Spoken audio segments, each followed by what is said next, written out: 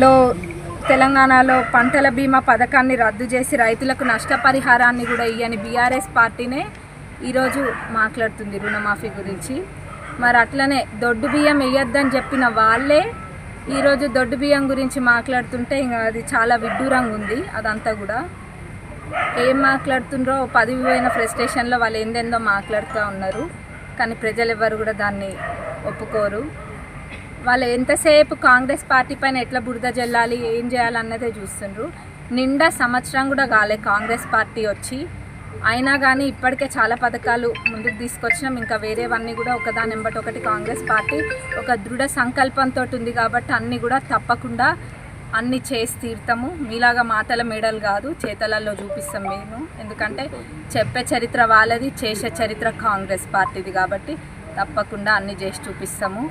వాళ్ళు చూసి తట్టుకోలేకపోతున్నట్టుండ్రు. మరి రైతులకి రుణమాఫీ చేస్తామని చెప్పి కాంగ్రెస్ పార్టీ అన్న విధంగా చేస్తుందని చూసి ఓర్చుకోలేకపోతుండ్రు.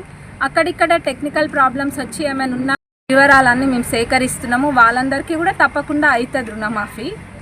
అది మేము చూసుకుంటాము, ఎక్కడ కూడా వదిలేసేది లేదు. ఇంకొకసారి ఇట్లాంటి తప్పుడు ప్రచారాలు చేస్తే మటుకు ఊకునేది లేదు ఎవరైనా కానీ. కాంగ్రెస్ పార్టీ అంటేనే రైతులకు అనుకూలంగా ఉండే పార్టీ. గతంలో కూడా రైతులకి కరెంట్ ఇచ్చింది కాంగ్రెస్ పార్టీనే, రుణమాఫీ చేసింది కాంగ్రెస్ పార్టీనే. ఇప్పుడు కూడా అదే సంకల్పంతో మేము ముందుకెళ్తున్నాము. కాంగ్రెస్ పార్టీ రైతుల పక్షాన ఉండే పార్టీ, పేదల పక్షాన ఉండే పార్టీ. కాంగ్రెస్ పార్టీ అనుకున్నవన్నీ కూడా తప్పకుండా చేసి తీరుతాం. ఎందుకంటే మాట ఇస్తే వెనక్కి పోను పార్టీ కాంగ్రెస్ పార్టీ. మాట్లాడింది తొర్రూరులో. మరి అక్కడ వాళ్ళ కాన్స్టిట్యున్సీలో ఉన్న మల్లన్న సాగర్ దగ్గర ఉన్న రైతుల దగ్గరికి పోయి మాట్లాడుంటే ఇంకా చాలా బాగుండేది. హరీష్ రావు గారు గతంలో కూడా ఇక్కడికి వచ్చిండ్రు, సంతోషము. అప్పుడు వచ్చినప్పుడు కూడా ఎక్కడనో ట్యాంకర్ దగ్గరకి వెళ్ళి అక్కడ బిన్నెల దాని గురించి ఏదో మాట్లాడిండ్రు. అది కూడా అప్పుడే దాన్ని ఏదో ఫంక్షన్ దగ్గర పెట్టుకునే ట్యాంకర్ అన్నది కూడా తెలుసుకొని మీకు చెప్పడం జరిగింది. మీరు వచ్చే ముందు వాస్తవాలు ఏంది, అవాస్తవాలు ఏంది అనేది తెలుసుకొని మాట్లాడండి కొంచెం. మరి గతంలో తప్పుదోవ పెట్టించే విధంగా మాట్లాడద్దు. పదే పదే మీరు ఇక్కడికి ఎవరినో తీసుకొచ్చి ఉన్నది లేనట్టు లేనిది ఉన్నట్టుగా చేయాలంటే మటుకు ఇక్కడ ఎవ్వరు అందరూ అన్ని కోణాలలో చూసిండ్రు. ఇక్కడ మిమ్మల్ని ఎవ్వరు కూడా నమ్మే పరిస్థితులలో లేరు. నేను మొన్న కూడా చెప్పినా, ఉన్న ఇజ్జత్ తీసుకోకండి.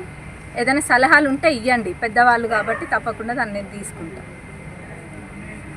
అన్న దానికోసం వెయిట్ చేస్తున్నాము. అదొక క్లారిటీ ఉంది అది మీరు అన్నది. కాకపోతే అది అఫీషియల్గా కొంచెం క్లియర్గా వచ్చినప్పుడు చెప్తే బాగుంటుంది. మళ్ళీ ఇప్పుడు మనం చెప్తే దాన్ని పట్టుకొని మళ్ళీ ఇవ్వాలి. తప్పుదోవ పెట్టించే విధంగా మాట్లాడద్దు.